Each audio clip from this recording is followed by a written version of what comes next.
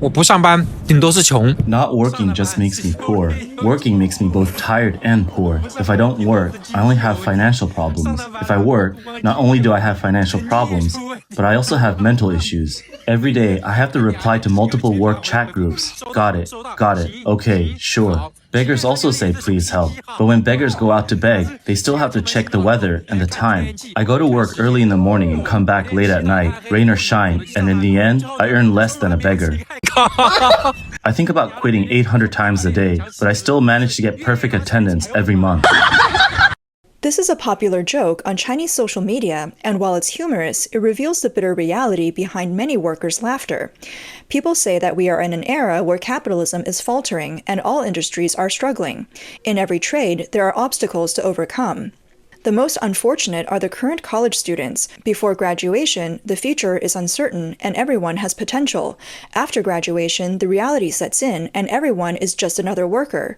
You work tirelessly, but poverty always outpaces you.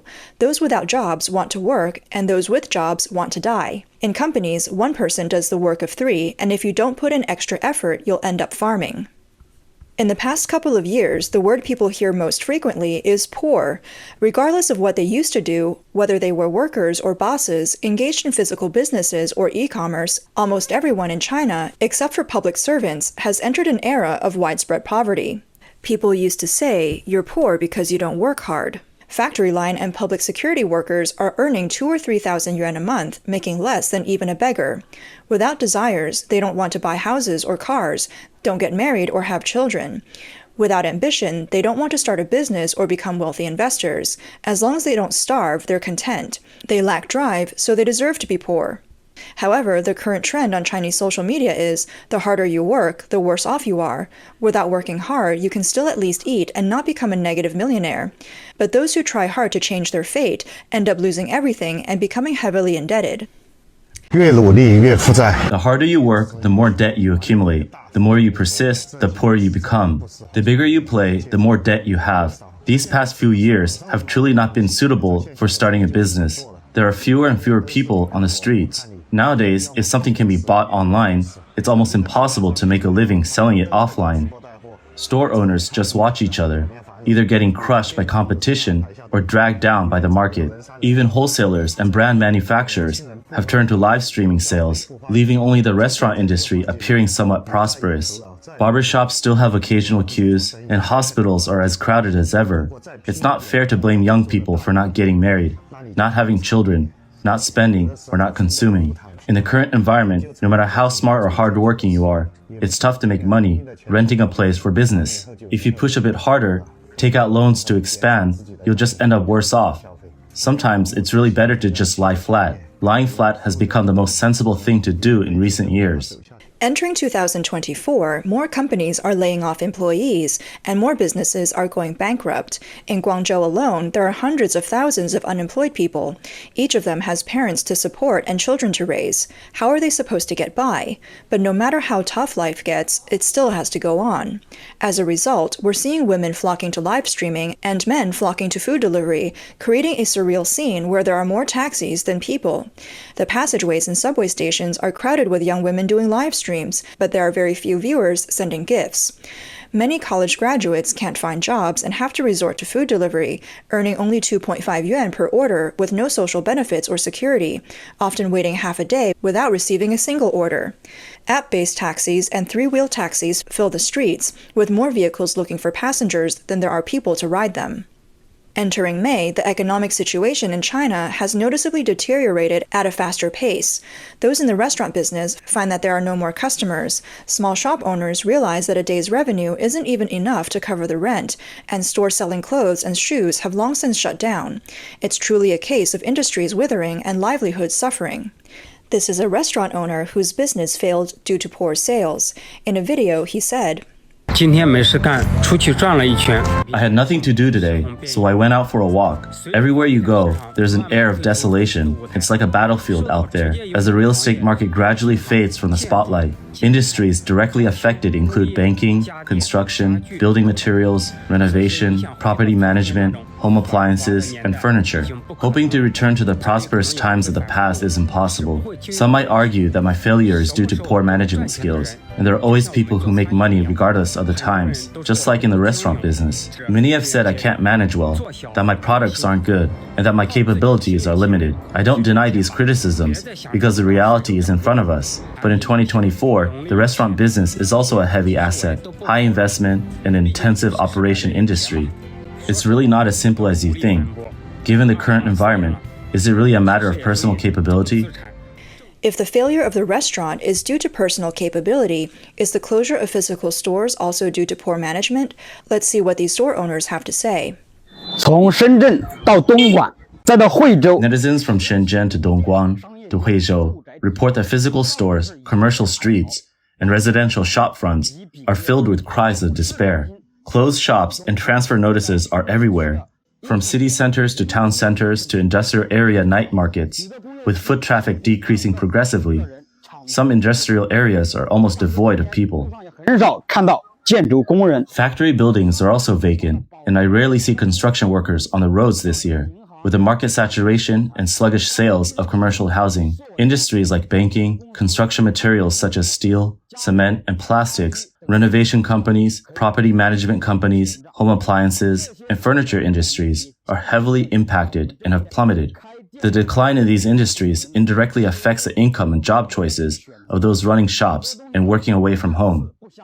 When the overall environment was good and business was booming, 80% of people could make money regardless of what business they were in, and only 20% might incur losses.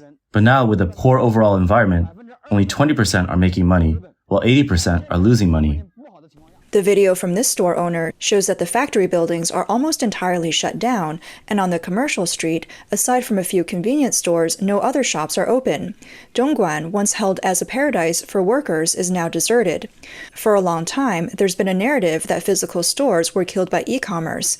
Platforms like JD.com, Taobao, and Pinduoduo have taken away the business of physical stores and pocketed all the money.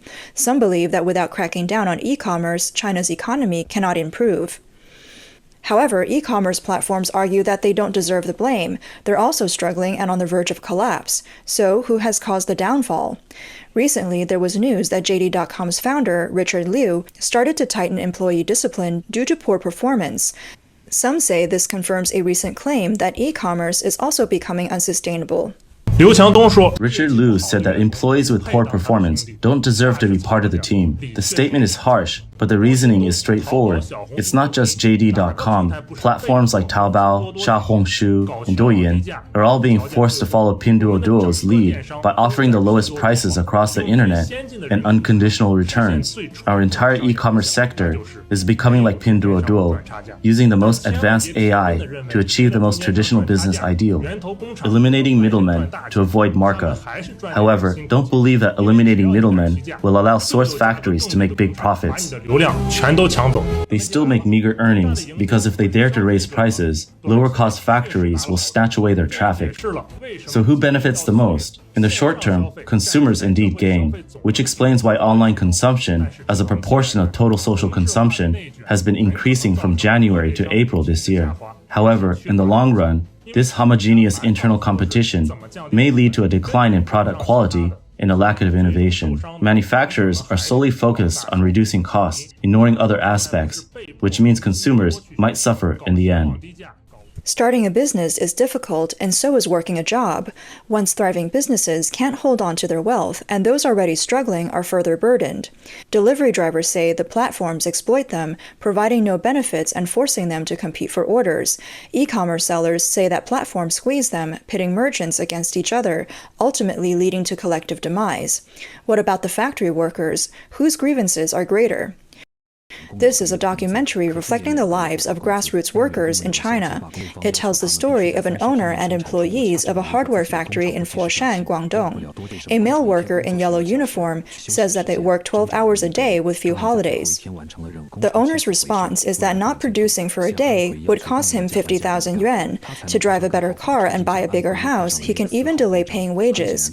Because he wanted to buy a luxury villa, he withheld wages for 2 months. The workers who rely on on their wages to support their families, were dissatisfied and protested for their pay. Facing the striking workers, the owner simply said, "Anyone who can't accept this can leave." With this single sentence, the workers had no choice but to return to their 12-hour days of screwing bolts. In these times, having a job at all is a blessing, and no one dares to lose it. The owner is ruthless, accurately grasping the plight of workers in China. Finding a job is hard, earning money is harder, and life is the hardest. Losing this job today could mean the whole family goes hungry tomorrow.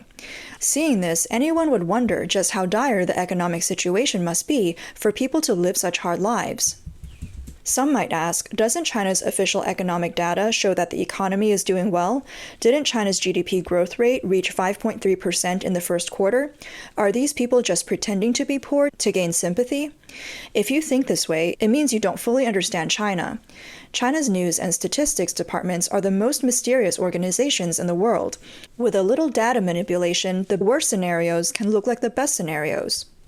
For example, after major man-made disasters, the news departments don't hold accountability meetings or memorials. Instead, they hold commendation ceremonies. The statistics departments can produce perfect data even in the worst economic conditions, transforming widespread misery into great rejoicing. In April, not many bloggers analyzed the economic data, likely because the focus was drawn to the real estate sector. Let's look at the core data. First, the retail sales of consumer goods in April grew by 2.3% year-on-year.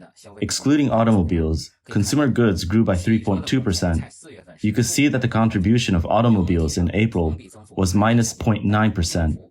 Overall, the year-on-year growth rate is still declining, but the rate of decline is narrowing. However, if we consider the data on houses and cars together, given that both housing and car sales are shrinking, the continued lackluster performance of consumption indicates one of two problems. Either people genuinely have no money, or they are afraid to spend money. Looking at investments, nationwide fixed asset investment from January to April grew by 4.2% year-on-year, while private fixed asset investment grew by only 0.3%. You can see that the growth rate of private investment is far below the national average. Combined with the social financing data from April, it's even clear that the investment growth rate is declining, especially in the private sector. However, the surveyed urban unemployment rate was 5.2% from January to April, down 0.2 percentage points from the same period last year, and the unemployment rate in April dropped to 5%. This doesn't seem to match the fixed investment and social financing data. Here, the blogger can't explicitly say the data might be falsified, so he jokingly says, "Maybe our analysis is wrong. You get the idea, right?" Chinese netizens have become more understanding, appreciating the difficulties faced by the Statistics Bureau. After all, they have a lot of bad news to spin. It's an incredibly challenging task, and some oversights are inevitable. Netizens have stopped demanding the impossible.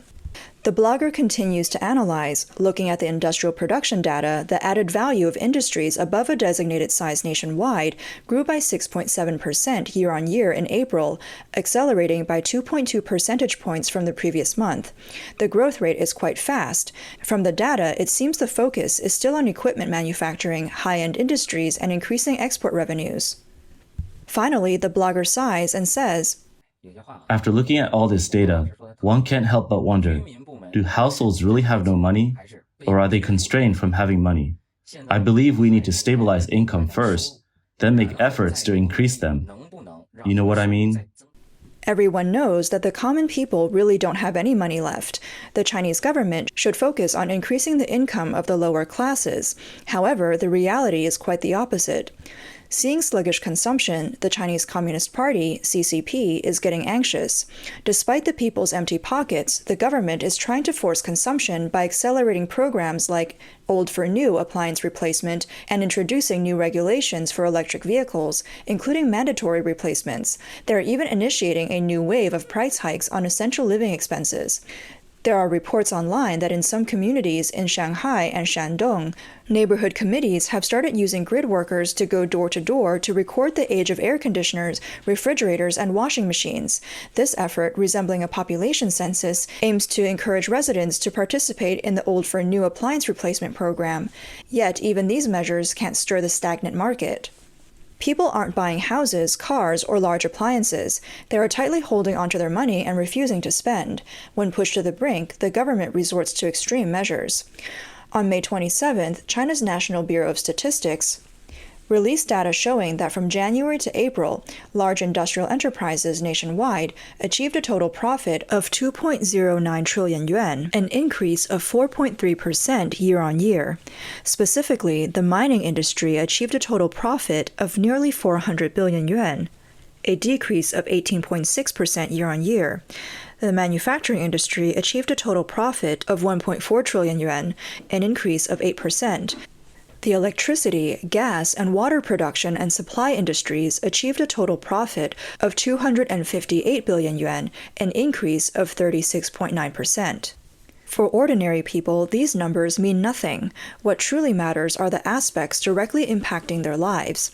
In the latest data, the most striking figures, the electricity, heat, gas, and water production and supply industries achieved a total profit of 258.3 billion yuan, an increase of 36.9%. What does this mean? It means significant price hikes for utilities. A woman in a video states, "As local governments' reliance on land sales wanes, water, electricity, and gas prices are skyrocketing across the board. Shanghai raised water prices for the first time in 10 years, with the highest tier seeing an increase of over 50%. Guangzhou followed, with the new water supply price rising by nearly 34%. Shenzhen, Fuzhou, and 125 cities and counties in Jiangsu province also announced plans to raise pipeline natural gas prices." According to the 12306 railway website, 4 high-speed rail lines will increase their fares starting June 15th. Experts claim that rising prices can stimulate consumer spending. They argue that the reason Chinese people aren't spending is because prices haven't risen enough. They call this the wealth effect of rising prices. Stimulating consumption requires that people have money in their hands. If they have money, they will spend it without any stimulation. However, if they don't have the money, no amount of stimulation will work. When stimulation fails, new tactics are employed. The latest tactic is raising prices on essential services like water, electricity, and gas. One netizen commented that while you can avoid price hikes in rail travel by staying home, you can't avoid increases in water, electricity, and gas prices. They wondered if this means they'll have to start eating only 2 meals a day. Experts argue that people do have money, it's just sitting in the bank because they're unwilling to spend it. They point to the average savings per person supposedly being 110,000 yuan. But let's look at what the female blogger mentioned about who actually has the spending power. In 2022, the average annual salary for civil servants and employees of public institutions was 114,000 yuan, while employees in private enterprises earned an average of 65,000 yuan, a gap of 1.75 times. And this disparity is continuing to widen. According to official data, the number of civil servants was over 7 million in 2016, and this number has increased in recent years to address the employment needs of new graduates. This creates a severe problem. Different income groups have vastly different capacities to handle the same price increases. Moreover, the way these increases are implemented is troubling. For instance, a homeowner in Chengdu reported a gas bill of 17,290 yuan after replacing their gas meter for just 20 days. After the nationwide rollout of smart electricity, gas, and water meters, monthly utility bills have skyrocketed from tens to hundreds or even thousands of yuan, affecting nearly every household. Some say China's economy has shrunk to a servant economy, meaning an economy driven by the consumption of civil servants and public institution employees. These people have stable incomes and generous benefits. Meanwhile, the true lower class and most of the middle class, after enduring various financial hits from the stock market, P2P lending, and the real estate sector, are left with empty pockets and heavy debts. As one blogger said, we're actually very poor. Our median income is only about 3,000 yuan, no better than Thailand or the Philippines. We are still a developing country, and most Chinese people's wallets are not as full as imagined. In reality, we are quite poor. If there is any set of economic data that can spark heated discussion in seconds, it must be the economic data released by China's National Bureau of Statistics. The stark contrast between macroeconomic growth and personal economic hardship is a major source of tension between the Chinese people and their rulers. Netizens lamented, "The official data states heaven, but we're struggling in hell." This sarcastic remark reveals deep dissatisfaction and helplessness, as policymakers and data publishers continue to treat ordinary people as targets for wealth extraction. This can only further worsen social conflicts.